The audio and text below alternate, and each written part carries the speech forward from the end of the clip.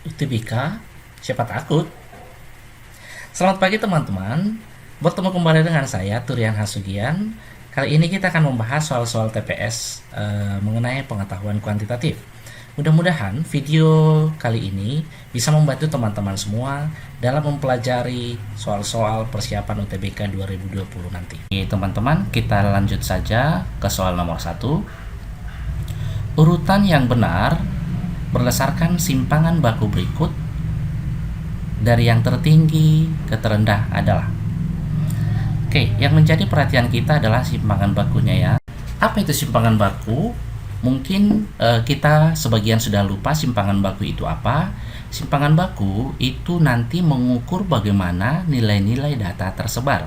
Atau dengan kata lain, simpangan baku itu adalah ukuran penyebaran nilai-nilai, ukuran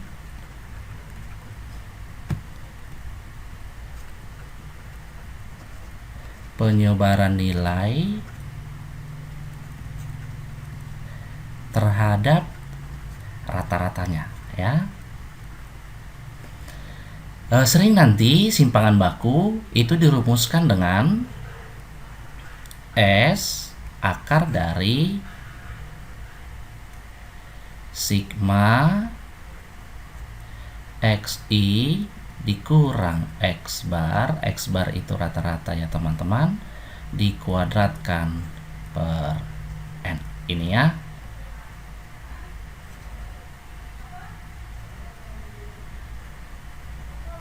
Oke, jadi tadi kan sudah kita buat bahwa simpangan baku ini tadi itu berkaitan dengan ukuran penyebaran nilai terhadap rata-rata. Berarti kesimpulannya bisa kita lihat di sini bahwa semakin besar variasi dari soal-soalnya, maka simpangan bakunya juga akan semakin besar. Dengan kata lain, kalau nilai-nilai datanya tidak bervariasi, maka simpangan bakunya 0. Oke. Terkadang kita tidak perlu mencari hasilnya atau nilainya, tetapi dari konsepnya kita sudah tahu bahwa kita akan temukan nanti jawabannya, gitu ya. Jadi coba kita lihat tadi, ini tadi kan adalah penyebaran terhadap rata-rata atau jarak antara selisih dari data terhadap rata-ratanya. Untuk yang satu ini, berarti simpangan bakunya itu nanti akan sama dengan 0. Kenapa? Karena datanya kan tidak bervariasi, sama semua nilainya. Ya, jadi otomatis jarak antara nilai terhadap rata-ratanya akan sama dengan 0. Jadi S-nya 0. Kemudian yang kedua ini pasti akan lumayan besar. Kenapa? Dia lumayan bervariasi, 20, 40, 60 dan seterusnya kan gitu ya. Ini pasti agak-agak besar. Oke. Kemudian kalau yang bagian 3 ini minus 24, minus 25, minus 24 sampai dengan minus 23, ini kan tidak terlalu bervariasi juga, selisih-selisihnya pun hanya 1, dan bahkan ada 3 data dia yang memang tidak ada selisihnya. Jadi ini simpangan bakunya pasti akan lebih kecil daripada yang kedua. Itu deh ya, karena tadi kan sudah kita ingatkan bahwa simpangan baku nanti akan semakin besar apabila variasi soalnya semakin besar atau jarak antara nilai terhadap rata-ratanya semakin besar. Jadi tanpa kita hitung pun nilainya, dari sini sudah bisa kita lihat bahwa simpangan baku yang tertinggi itu adalah yang kedua, kemudian yang ketiga dan 1. Jadi jawabannya opsinya 2, 3, 1 ya. Oke, yang ini. Jadi demikian ya teman-teman ya. Terkadang kita tidak perlu mencari nilainya, tetapi kita harus paham konsepnya. Karena itulah salah satu bentuk dari soal-soal HOTS. Soal-soal HOTS mungkin teman-teman sudah tahu semua, higher order thinking skill.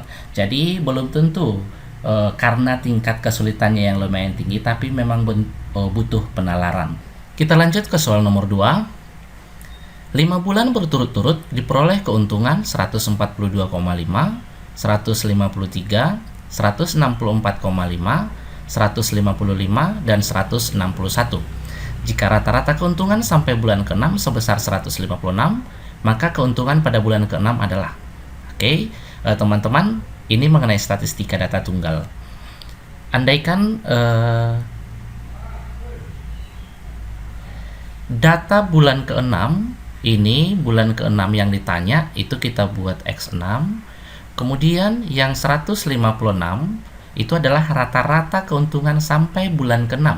Berarti kita buat saja dia X bar. Ya, lambangkan.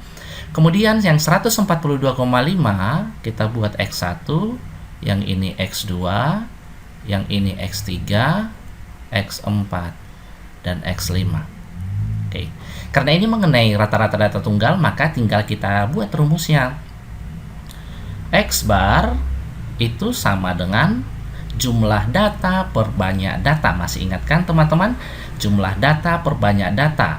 Berarti X1 tambah X2 ditambah X3 sampai dengan X6 per banyak datanya ada 6 data, yaitu sampai bulan ke-6. Oke, tinggal kita masukkan nilainya. X barnya tadi 156 sama dengan 142,5 tambah 153 tambah 164,5 tambah 155 tambah 161 tambah X6 per 6. Ya, kita kalikan 156 dikali 6 itu sama dengan 936 sama dengan 142 tambah semuanya sampai 161, hasilnya 776 ditambah X6. Maka X6 sama dengan 936 dikurang 776, atau hasilnya sama dengan 160.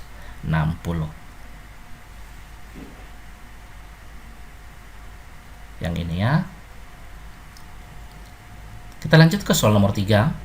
Usia A 27 tahun, usia C sama dengan rata-rata usia A dan B. Adapun usia D adalah 28 tahun lebih tua daripada A dan 18 tahun lebih tua daripada B. Manakah pernyataan berikut ini yang benar? Oke, kalau kita lihat jawabannya, opsinya dari A sampai E, berarti bisa kita simpulkan bahwa kita harus mencari usia A sampai dengan D. Ya, jadi coba kita buat dulu. Tadi diketahui bahwa A sama dia dengan 27. Kemudian C katanya sama dengan rata-rata usia A dan B. Berarti A tambah B per 2. Kemudian usia D 28 tahun lebih tua daripada A. Bisa kita buat D sama dengan 28 tahun lebih tua daripada A. Atau dan D-nya juga 18 tahun lebih tua daripada B. Oke. Berarti ini dia yang diketahui di soal. A-nya sudah diketahui, berarti dari yang diketahui ini yang paling gampang kita cari adalah yang langsung ketemu jawabannya, yaitu D. Maka umur si D sama dengan 28 ditambahkan umur si A tadi berapa? 27. Sama dengan 55. Oke, jadi umur si D sudah dapat. Ini nanti kita butuhkan untuk mencari nilai si B, ya. Jadi si B pun bisa langsung kita dapatkan. 55 sama dengan 18 ditambahkan B. Maka dari sini bisa kita peroleh B sama dengan 55 dikurangi 18 atau sama dengan 37. Nilai B-nya sudah dapat, nilai D-nya juga sudah dapat. Berarti nilai C-nya pasti kita bisa peroleh, yaitu A-nya 27, B-nya tadi 37 per 2. Maka C sama dengan 27 tambah 37, 64 ya teman-teman, per 2, hasilnya sama dengan 32. Oke, karena A, B, C, D-nya sudah kita ketahui, coba kita lihat opsinya. Yang A, selisih usia A dan C 14 tahun. A dan C 14 tahun, salah ya. Kemudian coba yang C ini langsung dapat usia C adalah 32 tahun. Berarti udah langsung ketemu jawabannya dari sini. Maka jawabannya yang C ya. Soal nomor 4. Seorang peternak memiliki sejumlah sapi. Jika ia memasukkan 5 ekor sapi ke dalam setiap kandang, 5 ekor sapi, maka jumlah kandang yang dibutuhkan 4 buah lebih banyak dibandingkan apabila setiap kandang diisi 6 ekor sapi. Berapa banyak sapi yang dimiliki peternak tersebut? Oke, berarti yang ditanya adalah banyak sapi. Dan oke, kita buat dulu ya yang diketahuinya. Jumlah kandang yang dibutuhkan 4 buah lebih banyak dibandingkan ya jika diisi 5 ekor sapi. Kita buat dulu permisalan di sini. Misalkan banyak kandangnya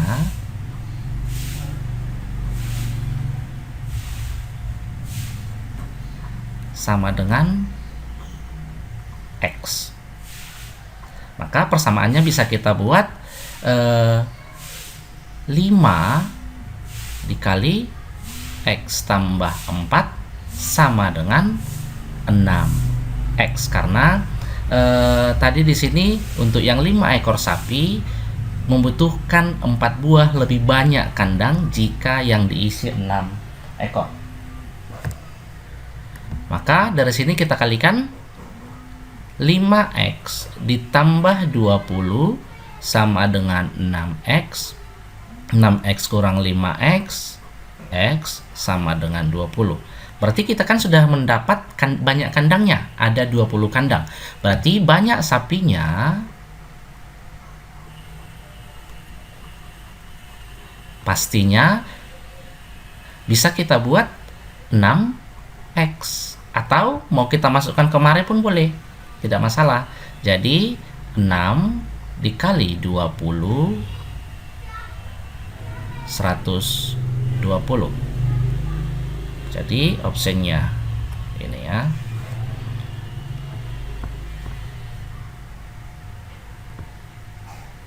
Soal nomor 5. Seutas tali dipotong menjadi 2 bagian yang sama panjang, kemudian salah satu potongannya dipotong lagi menjadi 2 bagian yang sama panjang. Lalu salah satu potongannya dipotong lagi menjadi 2 bagian yang sama panjang. Jika panjang potongan tali yang terpendek adalah 12,5, maka panjang tali mula-mula ya. Oke, berarti dia ada sampai 1, 2, 3 kali memotong ya. Coba kita lihat dulu yuk. Misalkan saja panjang tali mula-mula ini kita misalkan dia sebagai X-nya.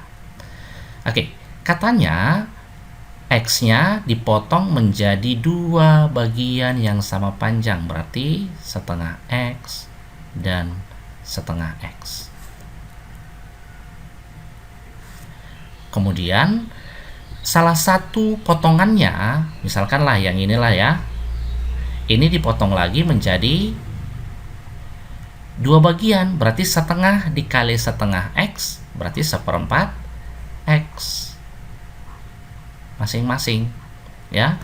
Lalu salah satu hasil potongannya antara yang ini dengan yang ini dipotong lagi menjadi 2 bagian yang sama panjang. Andaikan kita ambil yang ini, dipotong lagi menjadi 2 bagian yang sama panjang, berarti setengah dikali 1/4 yaitu 1/8X, ini juga 1/8X ya. Jika potongan tali terpendek, berarti yang terpendek otomatis yang ini lah ya. Salah satunya boleh. Ini katanya 12,5 cm, maka panjang tali mula-mula. Berarti panjang tali mula-mula yaitu tinggal X, tinggal kita kalikan ini teman-teman. Berarti 12,5 dikali 8. Hasilnya 100. Jadi opsinya untuk yang ini adalah E ya. Kita lanjut ke soal nomor 6.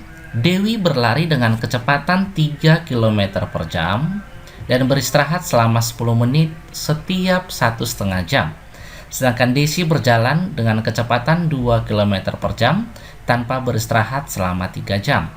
Apabila keduanya memulai dari tempat dan waktu yang sama, maka jarak keduanya setelah 2,5 jam perjalanan adalah. Oke, sekarang coba kita buat dulu. Ini untuk si Dewi, dan di sini untuk si Desi.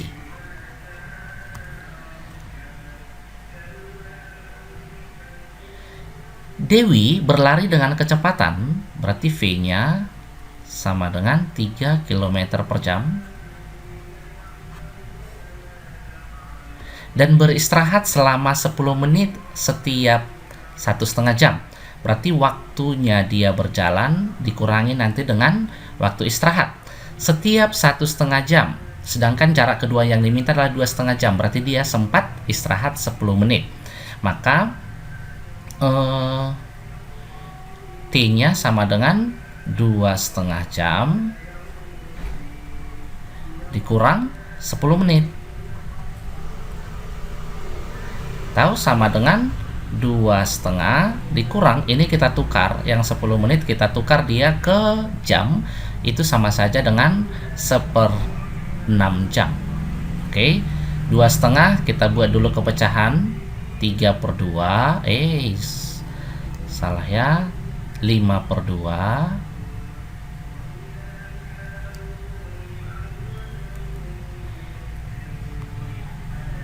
dikurang 1/6. Oke, kita samakan dulu penyebutnya teman-teman. Ke per 6 ya. Berarti 6 dibagi 2, 3 dikali 5, 15. Dikurang 6 bagi 6, 1 kali 1, 1. Sama dia dengan 14/6. Maka T-nya sama dengan 7/3. Oke, T-nya dan V-nya sudah dapat, maka S-nya pasti bisa kita cari. Di mana S rumusnya apa teman-teman? Kecepatan dikalikan dengan waktu. Kecepatannya tadi adalah 3, waktunya 7/3, sama dengan 7 km. Tuh. Sekarang kita beralih ke si Desi. Desi waktunya kecepatannya dulu. Kecepatannya 2 km per jam. Kemudian waktu yang ditempuhnya tanpa beristirahat selama 3 jam. Yang diminta 2,5 jam, berarti dia belum ada istirahat. Maka waktunya 2,5 jam. Maka perjalanannya atau panjangnya sama dengan, tinggal kita kalikan saja. V dikali T sama dengan 2 kali 2,5, hasilnya 5 ya, 5 km. Berarti otomatis bisa kita lihat di sini selisih dari keduanya. Andaikan ini S1, yang ini dia S2, maka selisihnya S1 kurang S2 itu sama dengan 7 kurang 5, hasilnya 2 km. Berarti jarak keduanya setelah 2,5 jam perjalanan adalah 2 km, yaitu D. Sekarang kita lanjut ke soal nomor 7. Jika A kali B sama dengan 12, dengan A dan B adalah bilangan bulat positif, maka nilai maksimum A tambah B kurang 1 adalah. Ya, ingat A dan B-nya bilangan bulat positif. Berarti coba kita buat dulu 12 A kali 12 A kali B sama dengan 12. Berarti ini perkalian dua bilangan bulat positif. Jadi kita cari dulu faktor-faktor dari 12. Yang mana-mana saja. Ada berapa ini kira-kira ya? Berarti bisa kita buat 1 dikali 12. Oke, kemudian 6 dikali 2 atau 2 dikali 6 ya. Kemudian 3 dikali 4. Tidak ada lagi selain ini ya teman-teman. Oke, kita lihatlah dulu yuk. Nilai maksimum dari A tambah B-nya berapa? Kita buat aja di sini A tambah B-nya. Coba kita jumlahkan ke tiga-tiganya ini. 1 ditambah 12 berarti 13. Kemudian 6 ditambah 2 hasilnya 8. 3 ditambah 4 hasilnya 7. Berarti inilah dia yang maksimumnya teman-teman. Sehingga bisa kita cari A ditambah B kurang 1. Kita ambil yang maksimumnya tadi, yaitu 13 dikurang 1 hasilnya 12. Oke teman-teman, sekarang kita lanjutkan kembali ke soal nomor 8. Totok meninggalkan kota A pukul 6.30 dan tiba di kota B pukul 12. Jika dia mengendarai mobilnya dengan kecepatan rata-rata 40 km per jam dan dia berhenti 1 jam untuk makan, berapa kilometerkah jarak antara kota A dan kota B? Ini masih soal-soal kecepatan. Coba kita buat dulu yang diketahui. Misalkan ini adalah kota A, dia berangkat ke kota B, kan gitu ya. Katanya dari kota A dia berangkat pukul 6.30, kemudian sampai di kota B jam 12.00. Kecepatannya V-nya sama dengan 40 km per jam. Dia berhenti 1 jam ya, dia berhenti 1 jam. Berarti dari sini T-nya bisa kita buat jam 6.30 sampai jam 12.00 itu kan sama dengan 5,5 jam ya, dikurangi berhentinya 1 jam,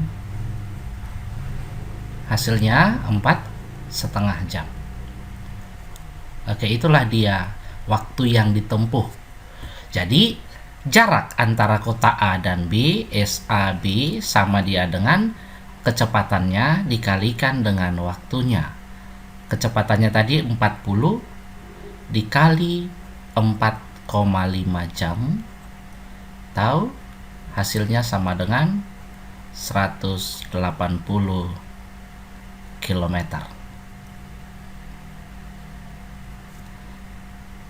Yang ini ya. Kita lihat dulu soal nomor 9 ini. Jika X, Y, dan Z bilangan bulat positif kurang dari 25 yang tidak habis dibagi 3 tetapi habis dibagi 5. Nilai jika X lebih besar Y lebih besar Z, maka nilai XZ dikurang Y.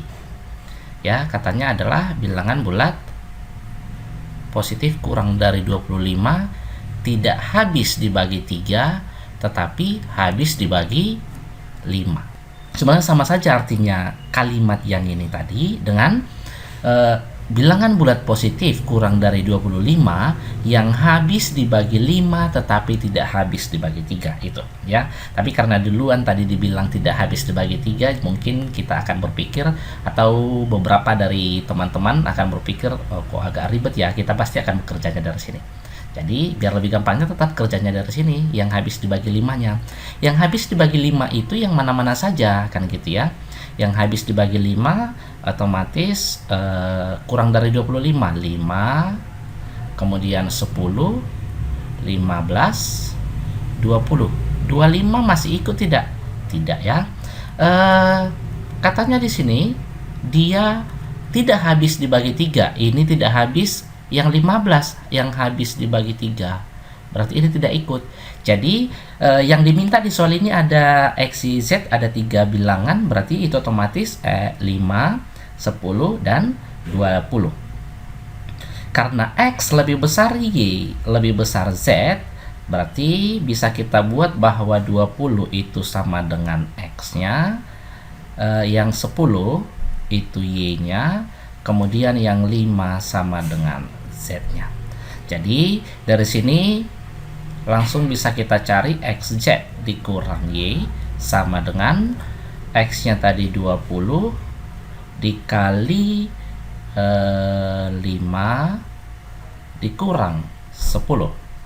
20 dikali 5 100 dikurang 10 sama dengan oke. Ya.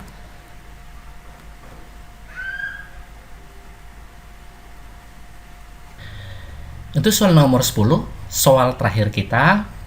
Jika A, B, C lebih besar 0, maka pernyataan di bawah ini benar kecuali. Berarti yang kita cari adalah yang salahnya.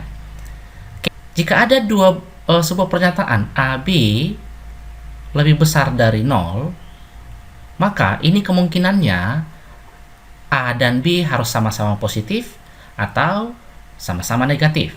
Bisa kita buat A lebih besar 0 dan B lebih besar 0, atau bisa juga sama-sama negatif. Kenapa? Karena negatif dikali negatif sama dengan positif, kan gitu ya. Dan kalau seandainya AB lebih kecil dari 0, itu nanti ada kemungkinannya apa? Satu positif dan satu negatif, gitu ya. Ini lebih kecil, maka ini akan lebih besar. Jadi berdasarkan soal ini, jika ABC lebih besar dari 0, berarti bisa kita lihat AB dan C. Oke, ini yang A, ini dia positif dikali negatif, gitu ya. Berarti ini positif dikali negatif, berarti hasilnya pasti negatif ya. Kemudian yang ini negatif kali negatif positif, kemudian ini negatif kali negatif positif, positif kali positif positif, kemudian yang ini negatif negatif, berarti ini hasilnya kan positif ya. Kalau kita kalikan sesuai dengan ini, C-nya juga positif, maka hasilnya kalau kita kalikan adalah positif. Jadi yang salah di sini adalah yang A, karena AB lebih besar 0, itu dia positif, dikalikan sesuatu bilangan yang negatif, maka hasilnya nanti akan negatif.